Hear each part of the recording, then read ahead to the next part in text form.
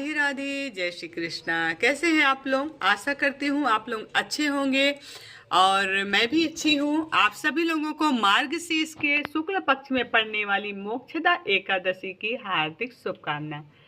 मोक्षदा एकादशी की कथा कहना चाहती हूँ मैं आप लोगों से।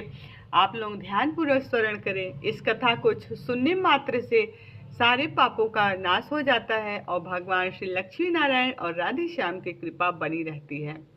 इस मोक्षदा एकादशी की खास बात यह है कि यह मोक्षदा एकादशी मोक्ष को देने वाली है। जो हमारे पितृ अधर में है, जो नरक में है, आप यह व्रत रखकर इस कथा को कहें और उसे अपने पितरों के निमित्त उनके नाम पर दान करें। आपके पितृ जहाँ कहीं भी होंगे उन्हें सुख प्राप्त होगा। अगर नरक में है, अधोगति को प्राप्त हुए हैं तो भगवान को प्राप्त होंगे और वैकुंठ धाम को सिधारेंगे। तो चलिए मैं आपको सुनाती हूँ मार्गशीर्ष के शुक्ल पक्ष की एकादशी, मोक्षदा एकादशी व्रत की कथा। तो कथा कुछ इस प्रकार है कि एक बार भगवान श्री कृष्ण से युधिष्ठिर कहते हैं कि हे प्रभु, मार्गशीर्ष में जो एकादशी है उसका क्या नाम है, उस व्रत की विधि भी बता दीजिए, उस व्रत से हमें क्या फल मिलता है वह भी बता दीजिए। तब भगवान माधव कहते हैं कि आपका प्रश्न तो बहुत सुंदर है। अब मैं आपको बताता हूँ कि मोक्षदा, इस एकादशी का नाम मोक्षदा है और इसको व्रत रखने से, इसका धारण करने से क्या क्या फल प्राप्त होता है और पूजा की विधि क्या है।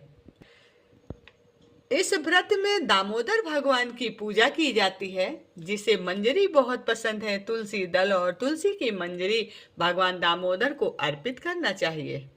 धूप दीप से अच्छी तरह से भगवान की आराधना पूजा करनी चाहिए।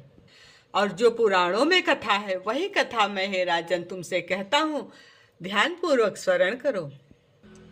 हे राजन, वैशानख नाम का एक राजा था जो कि अपनी प्रजा की पुत्र की तरह सेवा करता था, उनकी रक्षा करता था, उनका पालन पोषण करता था।